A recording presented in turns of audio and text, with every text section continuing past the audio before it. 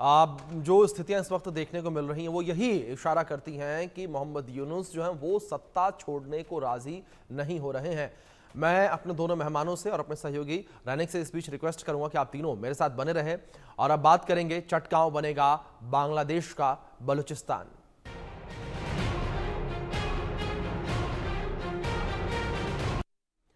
बड़ी खबर इस बीच आप तक पहुंचा दें, जहां बांग्लादेश के चटगांव में एक बार फिर से बगावत की आग जो है भड़कती उठी है। बलूचिस्तान बनने की राह पर बांग्लादेश का चटगांव है। चटगांव में बांग्लादेश के खिलाफ विद्रोह की आवाज उठी है और चटगांव का विद्रोह यूनुस सरकार के लिए बड़ी चुनौती बना हुआ नजर आ रहा है। चटगांव हिल ट्रैक्टस के लिए स्वायत्तता की मांग तेज हो गई है। बंगालियों और आदिवासियों के बीच इस वक्त टकराव देखने को मिल रहा है। कट्टरपंथियों के खिलाफ स्थानीय लोगों ने हथियार उठा लिए हैं। चटगांव ने यूनुस सरकार की चिंता बढ़ा दी है। बंगाली बसाहट समर्थकों के धमकियों ने चिंता बढ़ाई है। ये बड़ी खबर है जिस बीच सामने आ रही है। चटगांव हिल्स ट्रैक्टर्स के लिए स्वायत्तता की मांग तेज हो चली है और लगातार जो है विरोध वो इस वक्त देखने को मिल रहा है।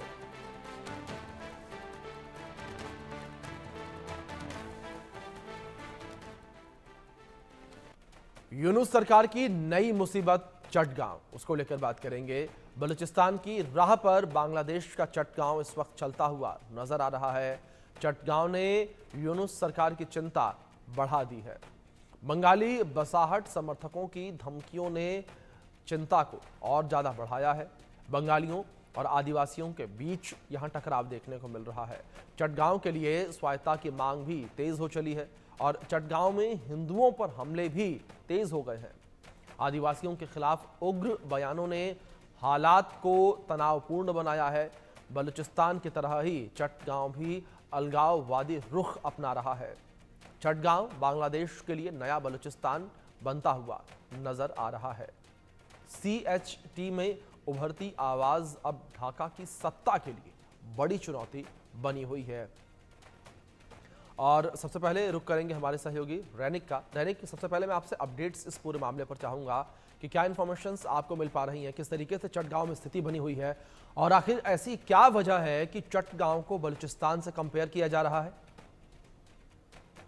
हाँ, देखिए, इतने दिन से पाकिस्तान का बलूचिस्तान में जिस तरीके का तस्वीर देखने को मिल रहा था, जिस तरीके का विरोध पाकिस्तान सरकार के खिलाफ में देखने को मिल रहा था, वैसा ही एक तस्वीर अभी चटगांव में देखने को मिल रहा है। और इसी वजह से बलूचिस्तान के साथ कंपेयर किया जा रहा है चटगांव को, क्योंकि अगर चटगांव का बात किया जाए तो उसका जियोग्राफिकल अगर स्ट्रक्चर उनको देखा जाए तो उसमें दिखाई देगा कि चटगांव जो है वो बहुत ही छोटा जगह है और उसको जो सुविधा मिलना चाहिए था बांग्लादेश सरकार से, वो सुविधा उनको सही तरीके से नहीं मिलता है। और इसी को लेकर चटगांव में बहुत सारे जो चटगांव का आदिवासी लोग हैं उनके मन में बहुत सारे क्षोभ इसके पहले भी था। और अभी इंटरिम गवर्नमेंट फॉर्म होने के बाद से अगर देखा जाए तो इंटरिम गवर्नमेंट फॉर्म होने के बाद से चटगांव में बहुत सारे ऐसे किस्से हुए जिसमें कट्टरपंथियों की तरफ से हमला किया गया।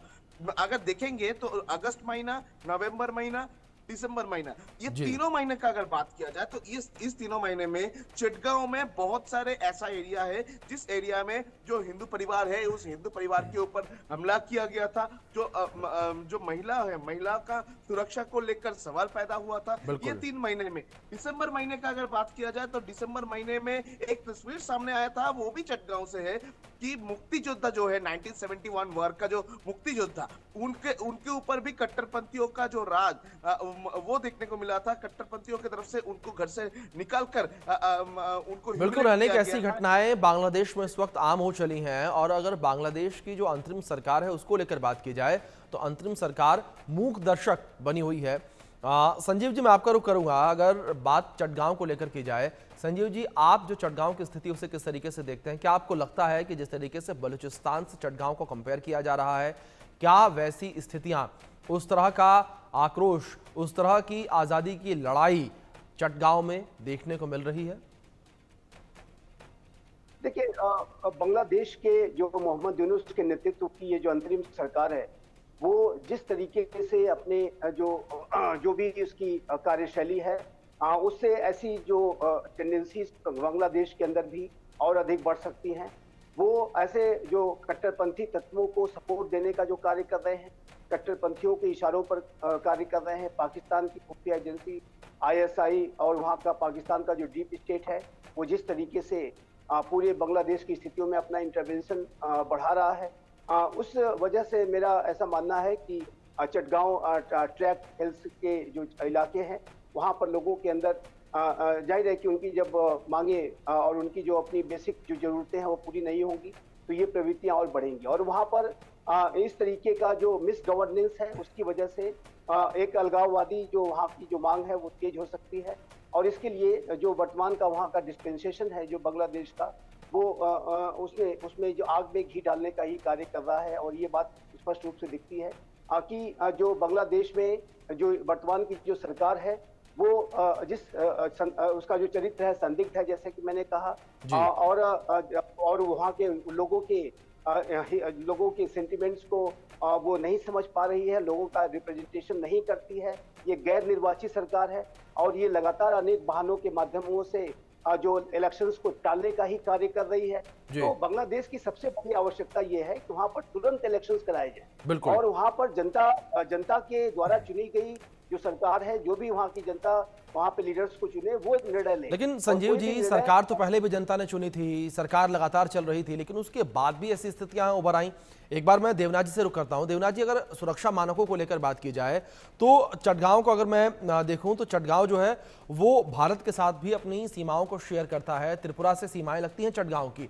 ऐसे में चटगांव में जो स्थितियां इस वक्त देखने को मिल रही है, अगर चटगांव में जो अलगाववादी हैं वो और उग्र होते हैं, चटगांव अगर बांग्लादेश से अलग होता है तो भारत के लिए किस तरीके से मुश्किलें बढ़ेंगी, क्योंकि बड़ा बॉर्डर एरिया त्रिपुरा जो है वो चटगांव के साथ शेयर करता है। जी हाँ, चटगांव हिल ट्रैक्स में जो लोग रहते हैं उन्हें कहा जाता है चकमा जी। और हजारों साल से, सैकड़ों साल से, अंग्रेजों के समय से भी चकमा जो हैं कभी भी कंट्रोल में नहीं आए हैं, ट्राइबल्स हैं जी। तो होता क्या है कि उनके रहन सहन का तरीका, उनके सोचने का तरीका, खान पान, वेशभूषा,